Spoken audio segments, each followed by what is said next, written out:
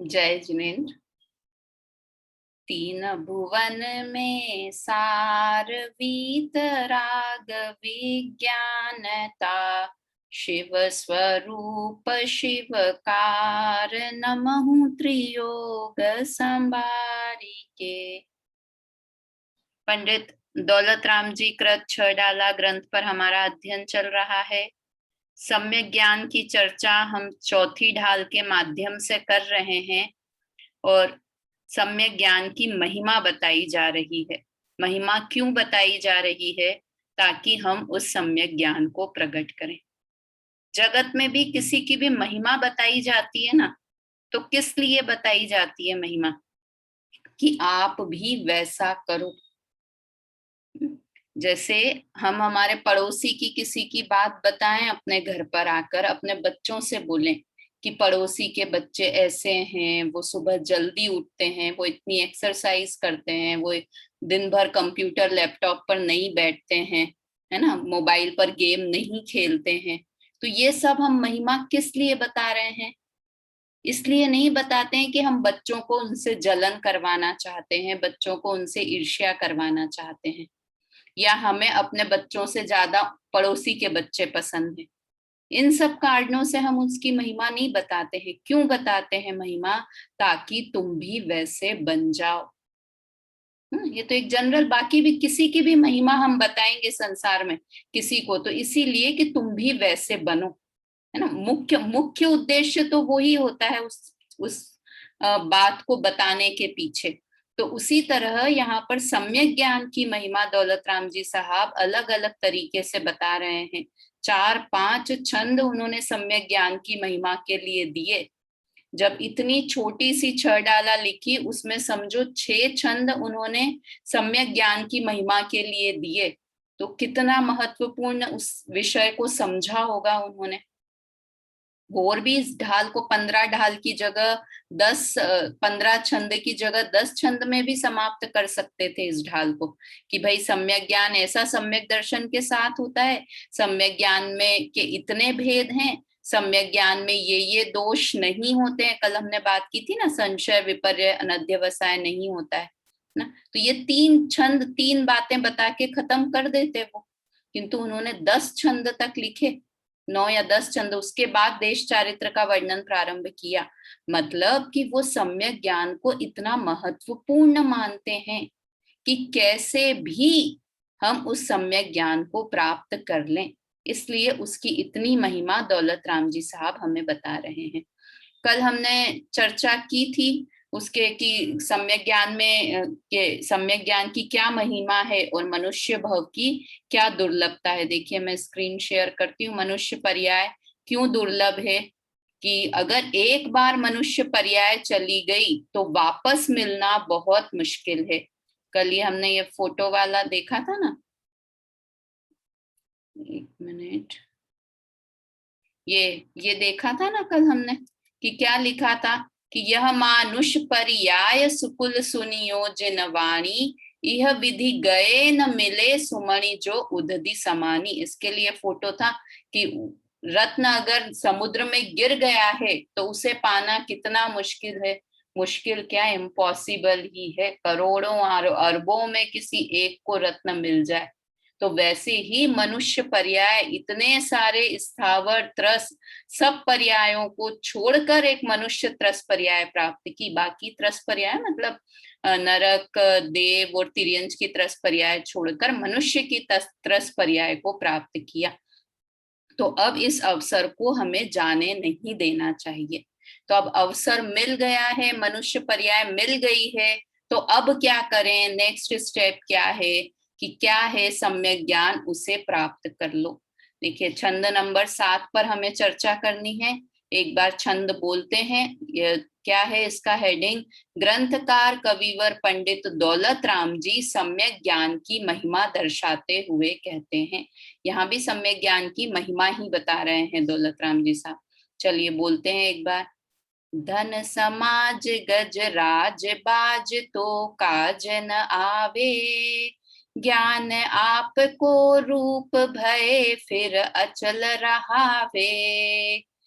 ज्ञान आपको रूप भय थिर अचल रहावे, तास ज्ञान को कारण स्वपर विवेक बखानो, कोटि उपाय बनाय भव्यता को उर आनो।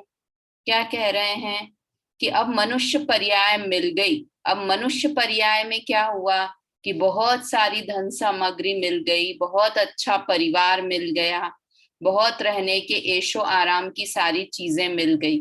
तो उससे क्या हुआ कि अब हम उसमें ही रहकर संतुष्ट हो गए, है ना। इतने अच्छे, अब तो ऐसे होता है ना कि पोते पोती भी इतने अच्छे हैं कि उन्हें छोड़कर 10 दिन के लिए भी कहीं जाना पड़े तो लगता है अरे कैसे जाएं इन्हें छोड़कर, इनके बिना तो मन ही नहीं लगता। इतना अच्छा परिवार है और इतना अच्छा घर है, बिल्कुल जैसा चाहिए, बहुत अच्छा किचन बनवाया है, एकदम पसंद का हमने अपने, है ना। तो उसे छोड़कर जाने की इच्छा नहीं। तो ये सब चीजें मिल गई।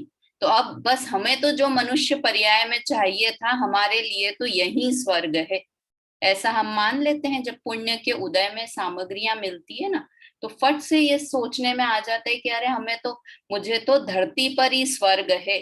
कितने लोगों को बोलते सुनते हैं ना, धरती पर ही स्वर्ग है हमें तो, ना। तो क्या कह रहे हैं यहाँ पर दौलत राम जी साहब, फैक्ट बता रहे हैं कि क्या लिखा, धन समाज, धन मतलब पैसा, समाज मतलब यहाँ समाज का मतलब परिवार के लोग, गज मतलब हाथी, है ना, और राज मतलब राज्य, और बाज मतलब घोड़ा, है ना। इसमें पुरानी छड़ाला में क्या लिखा हुआ है, धन समाज गज बाज राज, वहां पर पहले बाज लिखा है बाद में राज लिखा है।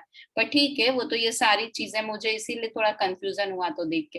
तो क्या धन पैसा, परिवार, गज हाथी, घोड़ा, और राज्य मतलब बहुत अच्छी कंट्री हो तो काज न आवे, ये तो काम में नहीं आते हैं।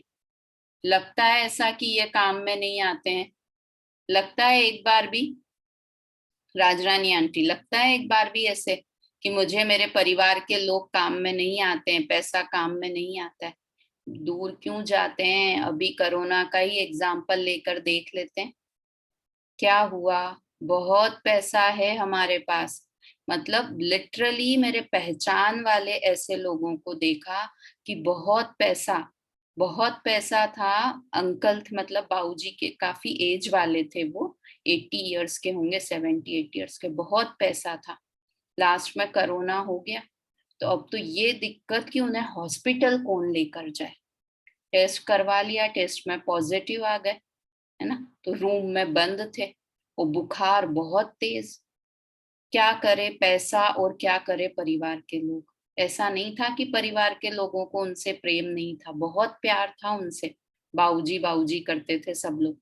क्या करें अब, कोई जैसे तैसे, किसी को अब खुद ड्राइव करके जा नहीं सकते, हॉस्पिटलाइज करना था, सांस लेने में बहुत दिक्कत आ रही थी।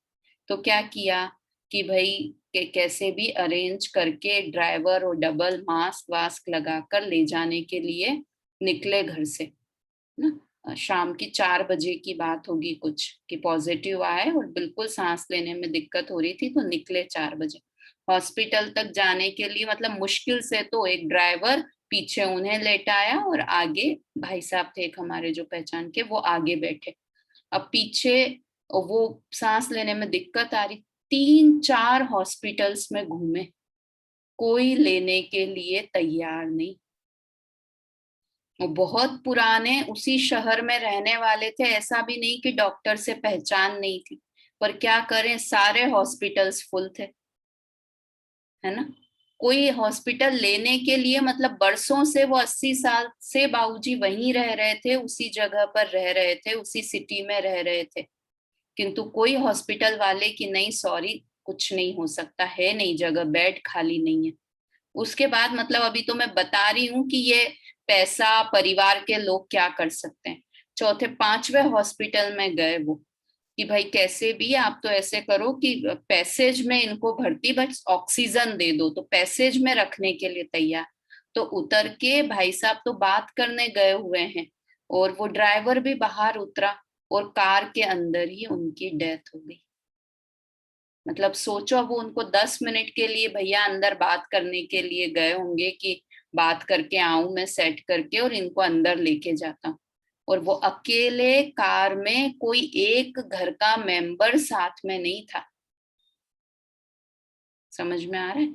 मतलब क्या, मुझे तो जब सुना उस समय तो कैसा माहौल था अपने भी, कि जहां से देखो वहां से ये न्यूज आ रही है। मतलब 15 दिन तक तो व्हाट्सएप खोलने में डर लगने लगा था कि व्हाट्सएप खोला और किसी की बुरी न्यूज सुनने को मिलेगी। तो मतलब फिर भी यहाँ भी चलो, अभी कहानी नहीं खत्म हुई। भैया आए कि लेके, अब डेड बॉडी थी, कोरोना वाली बॉडी थी, तो घर ले जाने से भी मतलब नहीं। तो कि चलो अब सीधे वहीं पर चलते हैं, बर्न करने के लिए शमशान पे ही ले जाते हैं। वहां पर लाइनें लगी हुई, वहां पर भी आपको वेट करना पड़ेगा उन्हें जलाने के लिए, है ना। कितना पैसा दे दें वहां पर कि उन्हें जल्दी, मतलब ये तो मरने के बाद तो ठीक है, तुम कभी भी करो, उस जीव को तो क्या फर्क पड़ना है, वो तो चला ही गया है जीव तो वहां से। मतलब रात भर जब ये हम लोगों ने सुना ना, रात भर नींद नहीं आई। क्या धन की कमी थी, धन, है ना।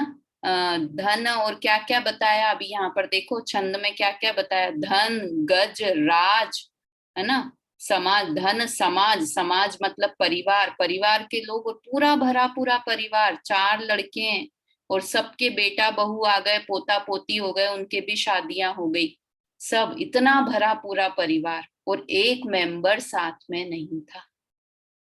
तो ये वास्तविक स्वरूप है।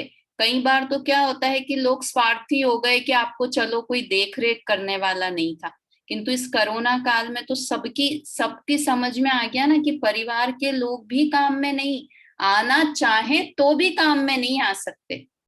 पैसा हम देना चाहें तो भी हम नहीं दे सकते, कुछ काज न आवे। धन, समाज, यहाँ पे ये बोला हाथी घोड़ा है, तो हमारे पास कहाँ है, हाथी घोड़े की क्या जरूरत है। तो भैया हाथी घोड़े समझ लो अपने मोटरसाइकिल, मतलब कार, टू व्हीलर और कार, स्कूटर वगैरह और 4 व्हीलर कार, ये सब चीजें भी हमारे काम में नहीं आती। कि जाना हो आपको कहीं, प्रोग्राम बनाया, वो तो तुरंत गाड़ी खराब हो गई, बड़ी से बड़ी गाड़ी ली थी, एक्सीडेंट हो जाता है उसका, ये वो। अब ये हाथी घोड़े पहले के दे रखे हैं, है ना। राज मतलब आपकी कंट्री बहुत अच्छी है, बहुत अच्छे देश के निवासी हो, इंडिया में बहुत अच्छा है, कुछ नहीं है, सब बहुत ध्यान है। इंडिया खराब है, यूएसए जाके रह लो, तो वहां तो और बुरी हालत थी, कि बिल्कुल कुछ सरकार को पड़ी नहीं है, पड़ी हुई है लाशें ऐसे ही ना। देखा ना सबने हमने कोरोना काल में। तो देखो कई लोग तो क्या हुआ, इसे सुनकर समझदारी आई कई लोगों में, कि अब ये सब अस्थिर है तो मुझे तो अपना कल्याण करना है, धर्म मार्ग में लगना है। और कई लोगों ने क्या शिक्षा ले ली, कि भाई ये लॉकडाउन खुले और इतने दिन हम घूम फिर नहीं पाए थे, तो अब तो घूमने जाने का प्रोग्राम बनाना है जैसे ही लॉकडाउन खुलता है। तो वास्तव में ये दौलत राम जी साहब ने तो इतने वर्षों पहले ये बात लिख दी, हमको तो अब समझ में आई ये कोरोना काल में, कि कोई भी, मतलब ये तो ऐसी बीमारी थी ना कि परिवार के लोग भी काम में नहीं आ सकते। और वास्तव में ये कोरोना क्या, मृत्यु आएगी, आप आईसीयू में एडमिट है, आप सोचते रह जाएं, इशारे करते रहें कि मुंह में नलियां डली हुई है, कि कोई आके आपकी मदद कर दे, मेरे परिवार, मेरे बच्चों को बुला दो। और कई तो क्या करते हैं आईसीयू में, कि ज्यादा परे नलियां वगैरह लगी और पेशेंट ज्यादा परेशान करता है, दर्द होता है, वो निकालने की कोशिश करता है तो हाथ पैर और बांध देते हैं। ये सब डराने के लिए नहीं बोल रही हूं मैं, कि अरे डराओ मत, ऐसी बातें बोल देते हो आप, तो रात रात भर नींद नहीं आती है। तो डराने के लिए नहीं है ये बातें, ये फैक्ट बात है कि ये ऐसा स्वरूप है। अगर हम उसका स्वरूप समझेंगे ना, परिवार का ऐसा स्वरूप है, धन का ऐसा स्वरूप है, और धन तो वाकई में बिल्कुल, आप धन के ऊपर तो भरोसा ही नहीं कर सकते हो। अगर आपकी आयु आ गई है तो हजारों लाखों रुपए भी दे दो आप, तो 1 मिनट भी अपनी जिंदगी का नहीं बचा सकते हो। ये होता है ना कि हम जिंदगी भर तो धन कमाने के लिए लगते हैं। वो बोलते हैं ना कि दांत है तो भोजन नहीं है, और भोजन है तो दांत नहीं है, है ना। कि पहले तो इतनी कमाने से फुर्सत नहीं होती है जवानी में कि इतना धन कमा लें हम और ये वो बुढ़ापे में ऐश करेंगे, बुढ़ापे में बहुत घूमने जाएंगे, अभी तो पैसे बचा लें या कमाने में लग जाएं, फिर बुढ़े होंगे तब आराम से घी का हलवा खाएंगे या जो भी चीज खाएंगे, इधर घूमने जाएंगे उधर घूमने जाएंगे। क्या करोगे?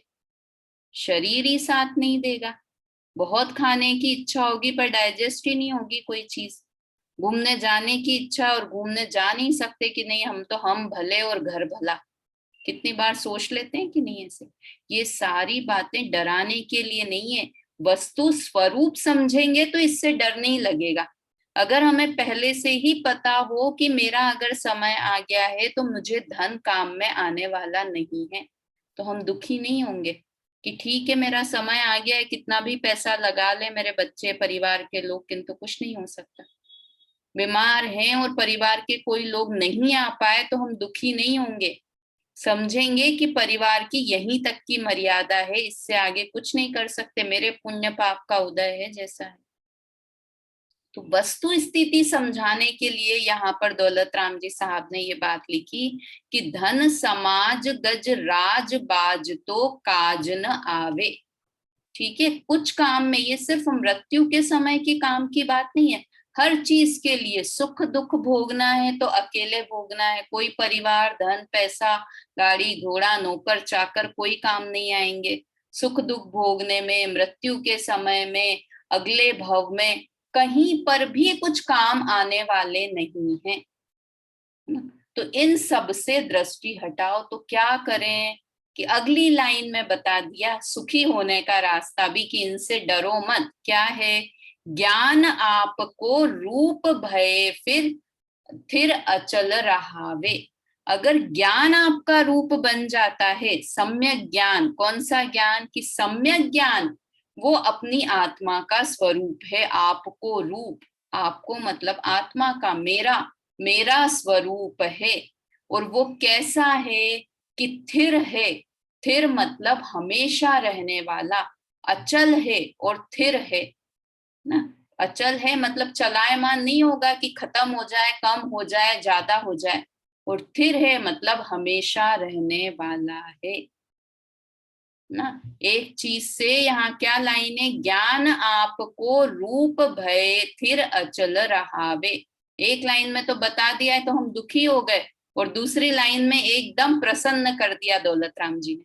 क्या कह दिया? कि ज्ञान आपका रूप है ना, आपकी अपनी चीज, अपनी संपत्ति है ज्ञान। और कैसा है?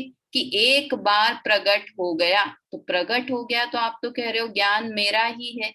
यहाँ सम्यक ज्ञान की बात कर रहे हैं, है ना। कि एक बार सम्यक ज्ञान हो गया तो कैसा है वो ज्ञान मेरा। देखो दो अलग अलग चीजें लग रही है कि ज्ञान मेरा स्वरूप भी है, और वो कैसा है कि वो अगर प्रकट हो गया तो अचल और स्थिर रहता है।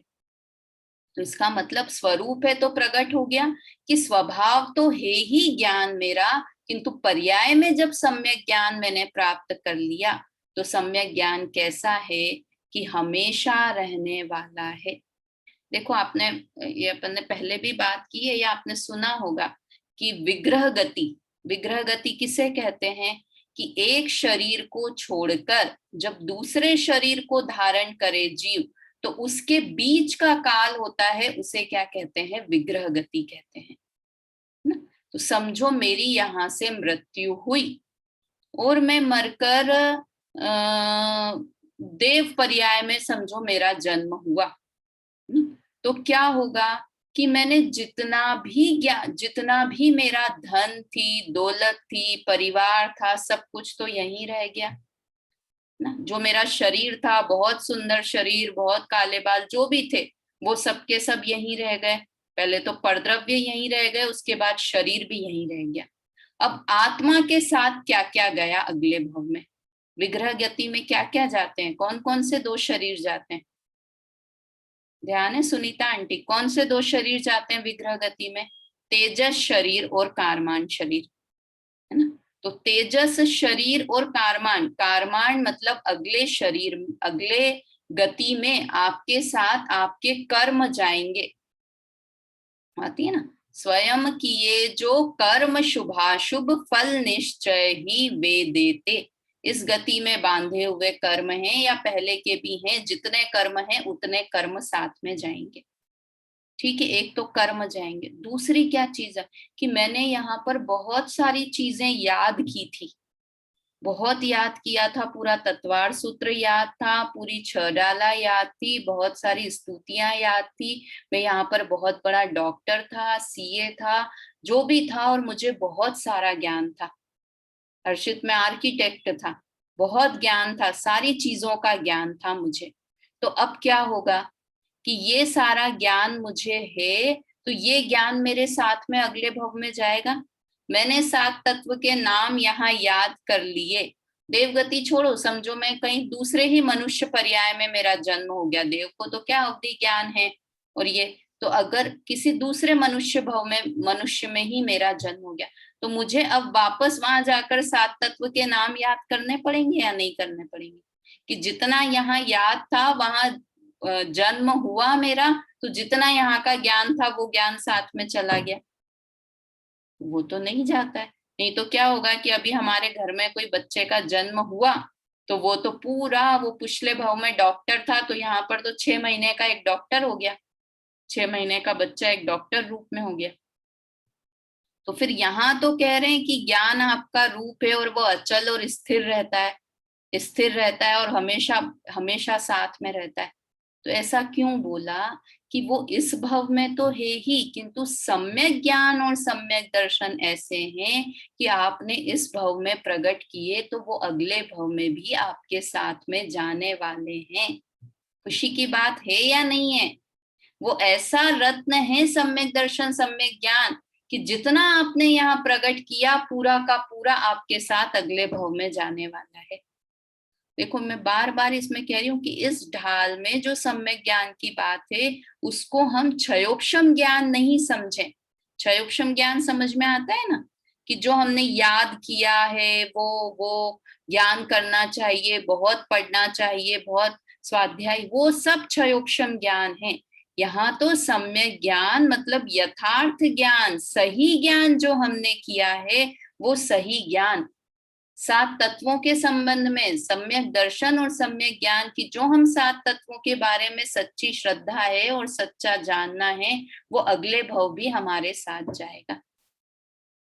समझ में आया? इसलिए लिखा कि अचल और स्थिर रहता है, शाश्वत रहता है ना, शाश्वत रहता है मतलब हमेशा रहता है वो सम्यक ज्ञान।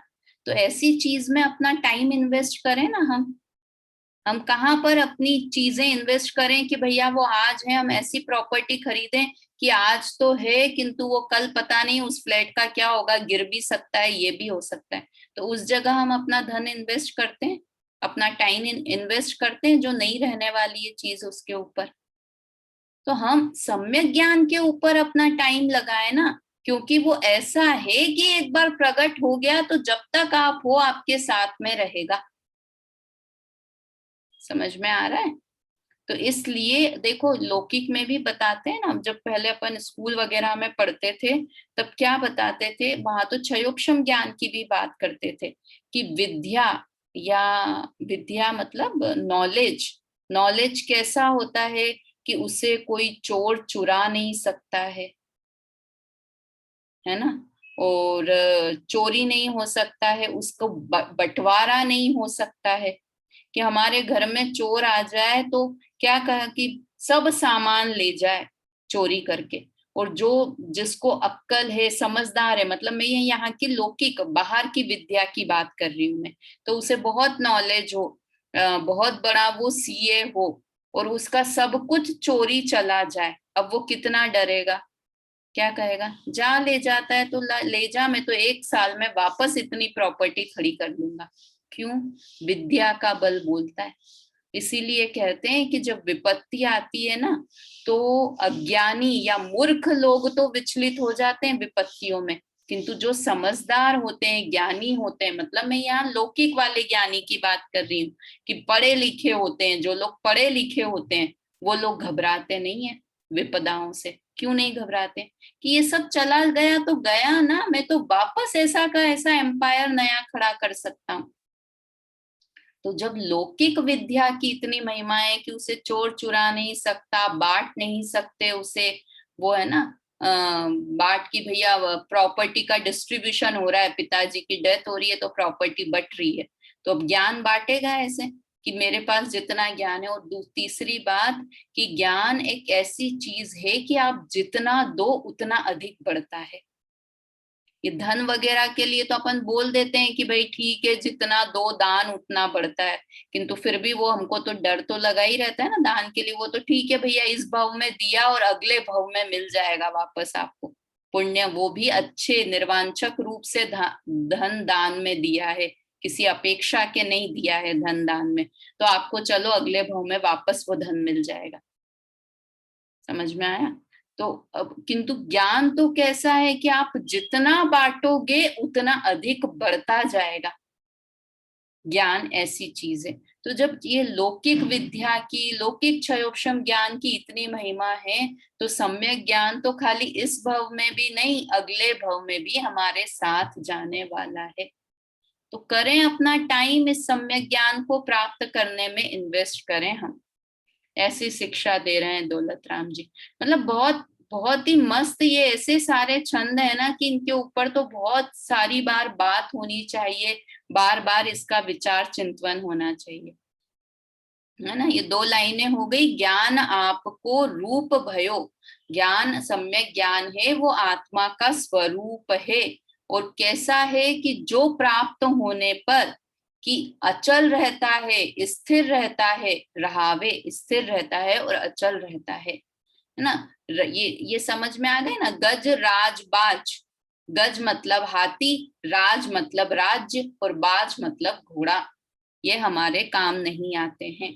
फिर क्या है तीसरी लाइन, तास ज्ञान को कारण स्वपर विवेक बखानो, उस सम्यक ज्ञान का कारण क्या है। अब ये तो कह दिया कि ज्ञान बहुत अच्छा है, तो वो सम्यक ज्ञान प्राप्त कैसे करें हम। तो क्या है उस सम्यक ज्ञान प्राप्त करने का कारण, स्व और पर का ज्ञान करना, है ना। स्वपर भेद विज्ञान करेंगे। स्व मतलब आत्मा का और पर मतलब पर पदार्थ का विवेक करना अर्थात ज्ञान करना ना। स्व और पर का भेद विज्ञान बखानो मतलब बताया गया है। उस ज्ञान का कारण किसने बताया है कि केवली भगवंतों ने बताया है।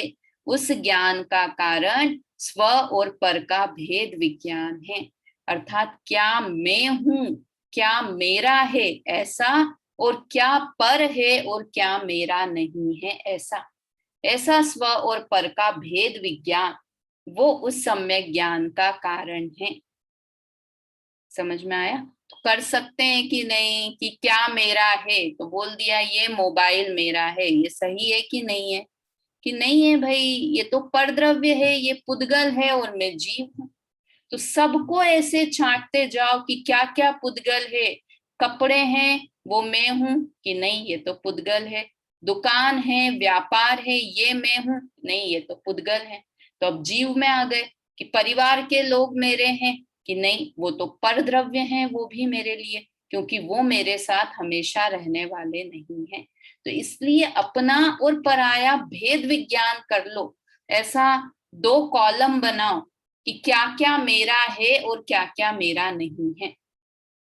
तो ये सारी चीजें, और अपने वाले कॉलम में क्या चीज रखनी है कि जो मेरे साथ हमेशा रहे वो मेरा।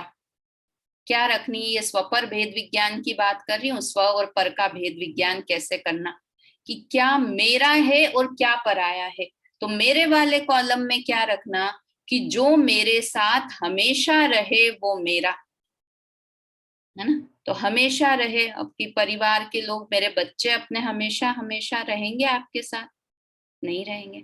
हस्बैंड रहेंगे हमेशा, या वाइफ रहेगी हमेशा अपने साथ?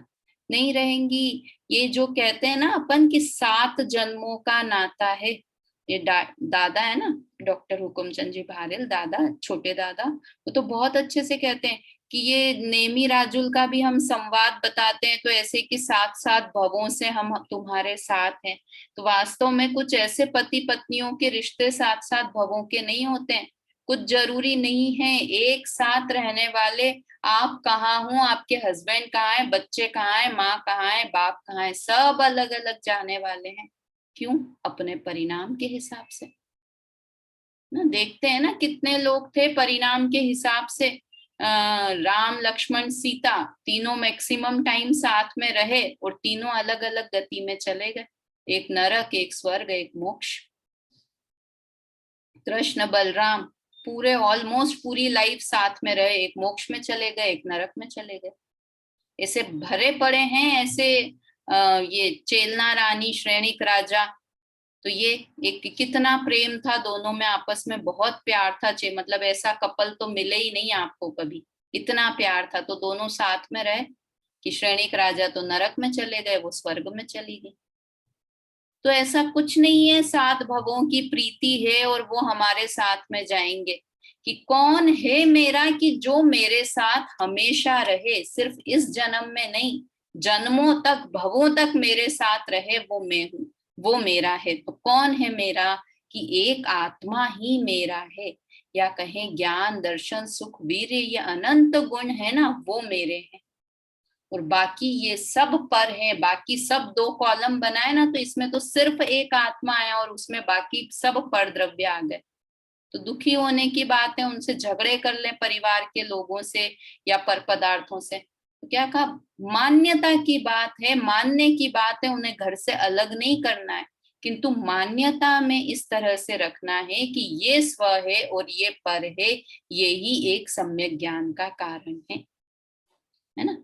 तास ज्ञान को कारण स्वपर विवेक पछानो, ये इस लाइन का अर्थ हुआ। वास्तव में ये चिंतन घोलन करते रहना चाहिए कि क्या मेरा है, क्या मेरा नहीं है।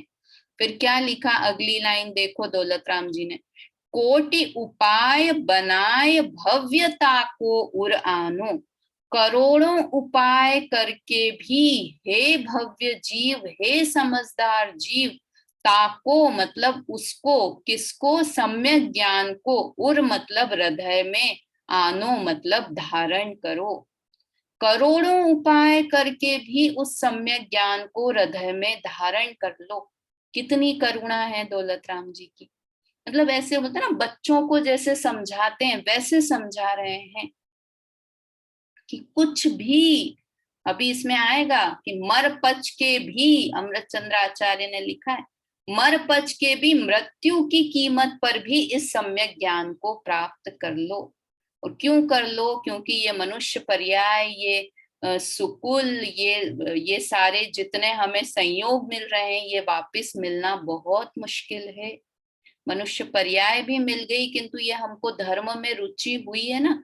मतलब समझो, हमारा इतना बड़ा रास्ता था, बहुत बहुत मुश्किल था कि ये सारी चीजें मिल गई। तो ये इतनी बड़ी रेखा थी, हम उसमें यहाँ तक आ गए, बस इतनी सी दूर रह गए हैं हम सम्यक दर्शन प्राप्ति के लिए।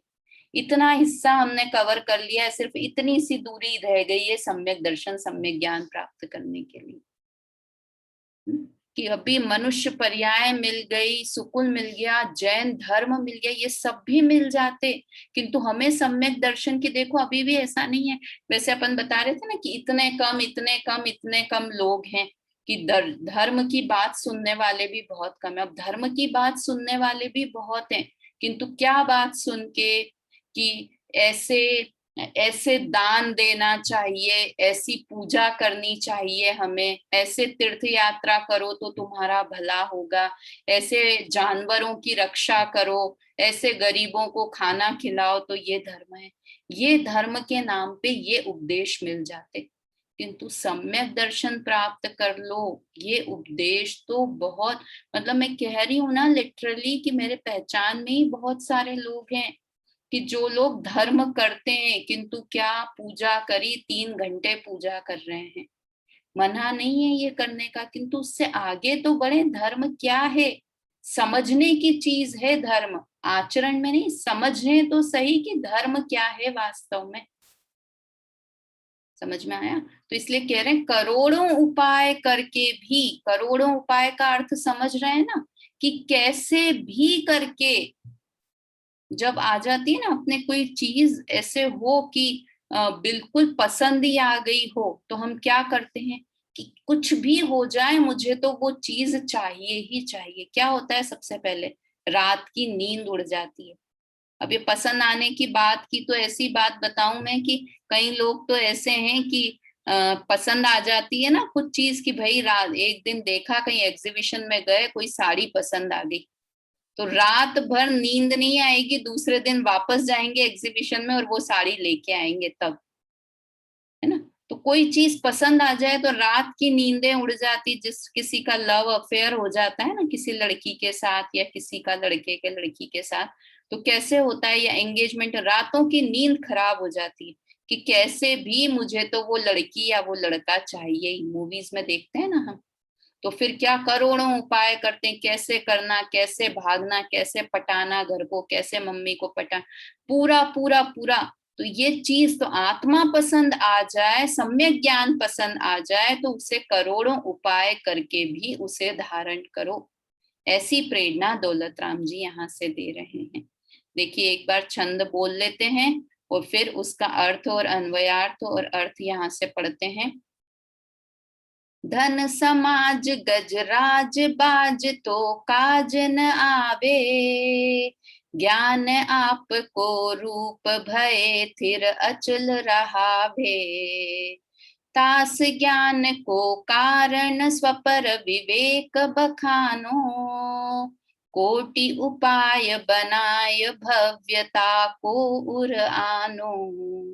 अलग अलग राग ले रही हूँ क्योंकि अच्छा है, इंटरेस्ट आए थोड़ा सुनने में भी।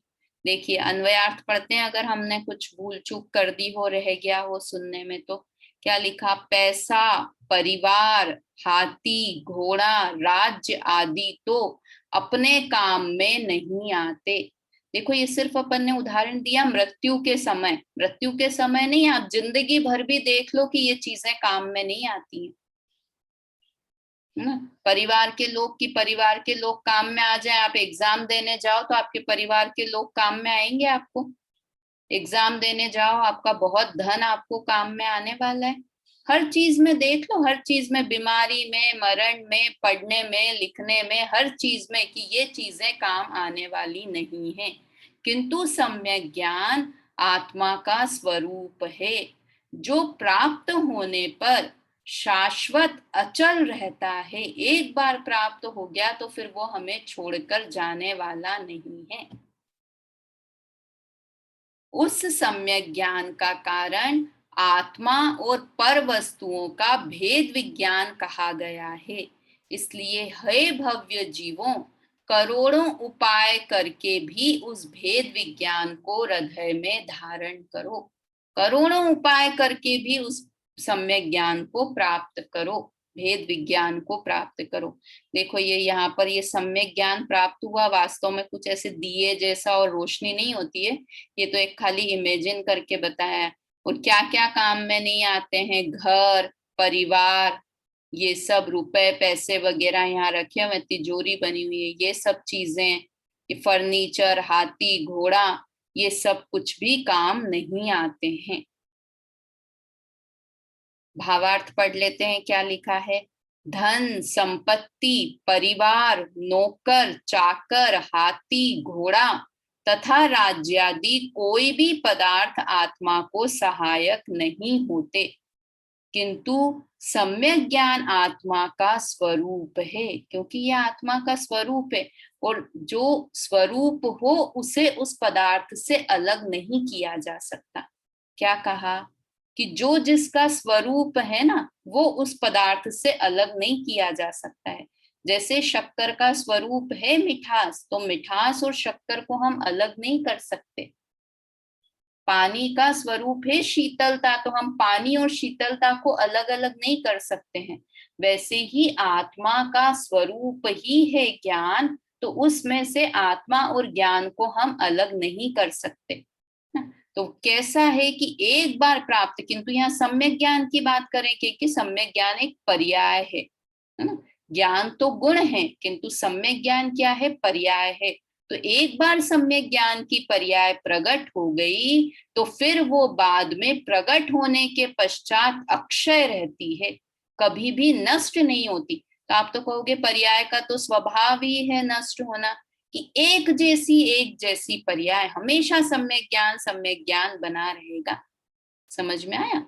पर्याय क्षणवर्ती है, किंतु एक टाइप की ही पर्याय हमेशा रहने वाली है। तो वो अक्षय है, कभी भी नष्ट नहीं होता, अचल एक रूप रहता है।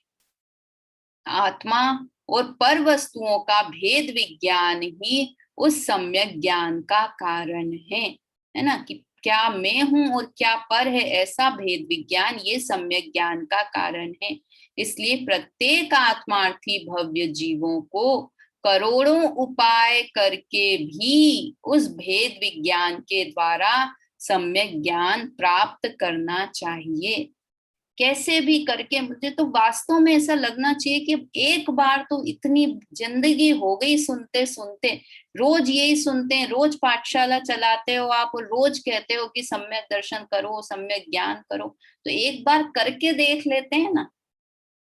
करके देख लें एक बार, आप भी, मैं भी, सब भी, कि हम सुन रहे हैं। ऐसे होता है ना कि रोज रोज रोज रोज एक ही बात, अपन हो ना अपने हस्बैंड से या अपने बच्चे से रोज एक बात बोलो कि दाढ़ी बना लो, दाढ़ी बना लो, तो क्या करेंगे वो 15 दिन के बाद? अरे परेशान कर दिया, लो बना लेता हूँ तो, है ना? ऐसा होता है कि नहीं होता है? तो ये बार बार बार बार हम कितने ढेटे टाइप हो गए हैं कि बार बार श्री गुरु कहते हैं, बार बार प्रवचन में सुनते हैं, बार बार पाठशालाओं में सुनते हैं। वो भजन आता है उनका, राजमल जी पवैया ने भजन लिखा था एक, बहुत बोलते थे। अब तो ये जितने विधान वगैरह लिखे हुए हैं ना, बहुत सारे विधान, बहुत पूजाओं के रचयिता राजमल जी पवैया थे। अब तो उनकी डेथ हो गई है। भोपाल में रहते थे, बहुत सरल स्वभावी थे, बहुत अच्छा, मतलब बहुत सारे विधान उनके द्वारा लिखे गए। ये शांति विधान वगैरह जितने भी अपन पढ़ते हैं ना, नव देवता विधान, शांति विधान, तो क्या लिखा उन्होंने? एक भजन लिखा, चिकने घड़े हम चिकने घड़े। चिकना घड़ा कैसे होता है कि चिकने घड़े के ऊपर कितना भी पानी डालो तो क्या होगा कि वो सारा ऊपर से लग के फिसल के बाहर निकल जाएगा। तो वैसे हम कैसे हो गए, सुन सुन के ढीठ हो गए या चिकने घड़े हो गए कि कितनी भी बात सुनते हैं और यहाँ सुनी अभी पाठशाला में और यहाँ पे ही पल्ला झटक के कुर्ता साफ करके और वापस उठ जाते हैं। तो एक बार तो करें आचार्यों की बात पर विश्वास, की एक बार सम्यक ज्ञान प्राप्त करके देखें, फिर देखते हैं क्या होता है, सुख मिलता है या नहीं मिलता है। चलो इसी कौतूहल में कि सुख होता है कि नहीं, इसलिए ही एक बार ट्राई करके देखें। करें तो उपाय तो करें। देखो इस संबंध में आचार्य अमृत चंद्र के ये पुरुषार्थ प्रेरक वचन अनुकरणीय हैं। समय सार का ही है, समय सार ग्रंथ में कलश है, ये 13 नंबर का, 23 नंबर का कलश। ये अई कथम अपि मृत्वा तत्व कोतूहली सन, कैसे भी कोतूहल से, देखो इसका अर्थ ही पढ़ते हैं, अपना समय भी हो गया है, इसका अर्थ पढ़ के एक बार बात समाप्त करते हैं। अर्थात आचार्य देव कोमल संबोधन पूर्वक कहते हैं कि हे भाई, तू किसी प्रकार महाकष्ट से अथवा मर कर भी तत्वों का कोतूहली होकर, क्या लिखा? महाकष्ट से, महाकष्ट वास्तव में तो बहुत सरल उपाय है मोक्ष मार्ग का। ऐसा कोई कष्टदायक नहीं है कि बहुत पत्थर सर पे उठाने हैं, बहुत कुछ करना है, तो ऐसा कुछ नहीं है। किंतु ये कह रहे हैं कि अगर ऐसा करना पड़े तो भी, अतिशयोक्ति कर दी कि अगर तुम्हें बहुत कष्ट हो ना सम्यक ज्ञान प्राप्त करने में, बहुत पसीने निकल रहे, वास्तव में ऐसा कुछ कठिन नहीं है। किंतु यहाँ पे तो उन्होंने एक्सट्रीम में बता दिया कि महाकष्ट हो या मर कर भी तत्व का कोतूहली होकर इस शरीर आदि से मूर्त द्रव्य का एक मुहूर्त 2 घड़ी पड़ोसी होकर, है ना, 2 घड़ी, एक घड़ी में 24 मिनट और 2 घड़ी में 48 मिनट, तो 48 मिनट के लिए ये, इसमें भी बनारसी दास जी ने भी बहुत अच्छा लिखा है इसके ऊपर। अभी अपना यही छंद खत्म हुआ अजीव द्वार चल रहा है ना, उसमें यही वाला कलश के ऊपर ही बात की लगभग, कि इसी टाइप के भाव कि एक बार 6 महीने के लिए मेरी बात मान के देख लो। और यहाँ ये क्या कह रहे हैं कि अंतर्मूर्त के लिए इस शरीर को पड़ोसी होकर, कि ये पड़ोसी है और मैं आत्मा अलग हूँ। पड़ोसियों के साथ कैसा व्यवहार करते हैं, पड़ोसियों जैसा करते हैं ना, अपना तो नहीं मानते, बात करते हैं, उनके घर जाते हैं आते हैं, उन्हें अपना घर का सामान देते हैं, उनके घर का सामान हम लेते हैं, किंतु फिर भी एक डिस्टेंस मेंटेन रहता है। क्या मेंटेन रहता है कि वो पड़ोसी है, घर के लोग घर के लोग। तो बस शरीर को भी क्या समझना है, पड़ोसी समझना है। पूरा व्यवहार वैसा ही करना है, खिलाना है, पिलाना है, उसका ध्यान रखना है, अच्छे से बात करनी है जैसे हम पड़ोसी के साथ, किंतु अंदर में क्या धारा कि ये अलग है और मैं अलग हूँ।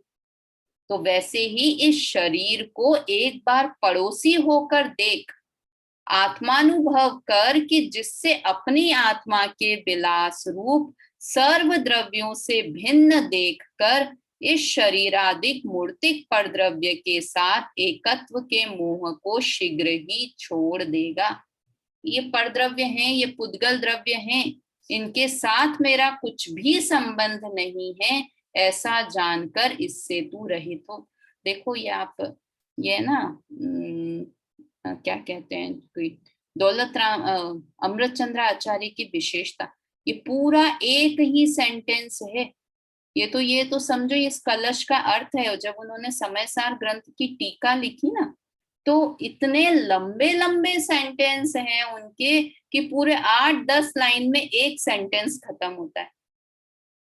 अमृत चंद्र आचार्य की शैली थी, मतलब वो आत्मा बताएंगे तो आत्मा की पूरी विशेषताएं, दो एक आत्मा शब्द लिखना है तो 2 लाइन में तो उसकी विशेषता बता के फिर लिखेंगे कि ऐसा आत्मा।